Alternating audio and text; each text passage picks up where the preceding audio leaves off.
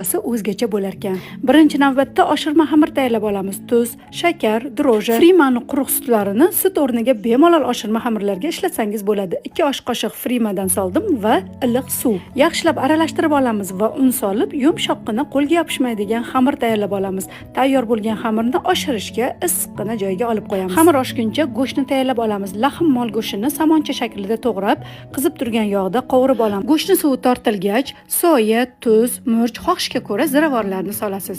Go'sht tayyor bo'ldi. Bu orada xamir ham oshib toshib ketay debdi. Xamirni zuvalachalarga bo'lamizda, xuddi videoda ko'rsatilgandek qilib yumaloq shaklda yoyib chiqamiz. Xamirni avval sutga, so'ng kunjutga yaxshilab belab olamiz va o'rtasidan pichoqda bo'lib chiqamiz. Tovani qizdirib, yog' solamiz. Yog' qizigandan so'ng o'rta olovda xamirlarni har ikki tarafini 3-4 daqiqadan pishirib olamiz. Bo'g'irsoqdek bo'lib pishgan nonlarni o'rtasini kesamiz va xohishga ko'ra pomidor, salat bargi va avvaldan pishgan go'shtni solib chiqamiz.